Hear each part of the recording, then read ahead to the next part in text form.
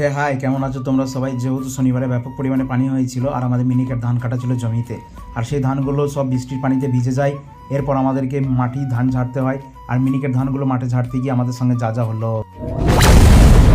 আমি Sheikh diary blog থেকে শেখ বলছি। যেহেতু প্রচুর পরিমাণে বৃষ্টি শুরু হয়ে গিয়েছিল আর আমাদের মিনিকেট ধান কাটা ছিল, আর এই মিনিকেট ধানগুলো সমস্ত পানিতে ভিজে যায়।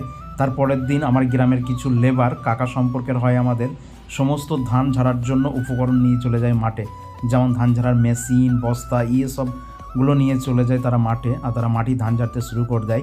আব্বা আমাকে বলে যেহেতু মাঠে আমাদের ধান ঝাড়া শুরু হচ্ছে তো আমাকে যাওয়ার জন্য।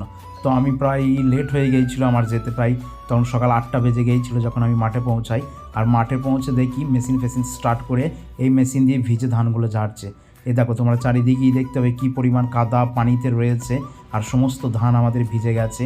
তারপর এখানে আবার কোনো গাড়িও ঢুকবে না, যেহেতু ক্যানেল থেকে একটু দূরে রয়েছে আমাদের জমিটা, সেই জন্য এইখান থেকে মাথায় করে বয়ে নিয়ে গিয়ে ভ্যান আছে, ওই ভ্যানে রাখতে হবে।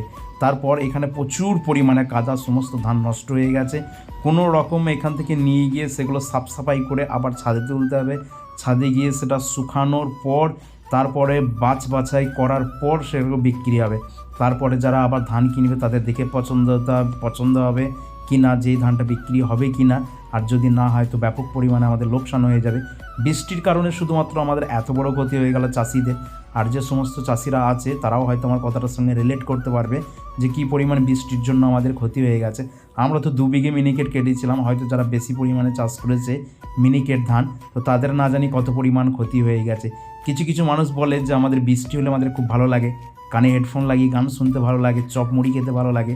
কিন্তু ভাই কৃষকদের বিরাট বড় ক্ষতি হয়, বিশেষ করে এই টাইমে ধান কাটার টাইমে যে পরিমাণ যা কৃষকদের ক্ষতি হয় তা হয়তো আর কারোর ক্ষতি হয় না।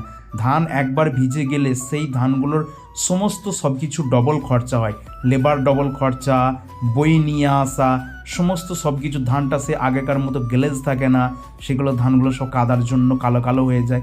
তার মধ্যে আমরা আবার মাঠের মধ্যে তিরপল বিছিয়ে, যেহেতু পানি কাদা সব মাখামাখি হয়ে গেছে ধানগুলো, সমস্ত সব কিছু ডবল খরচা হয়।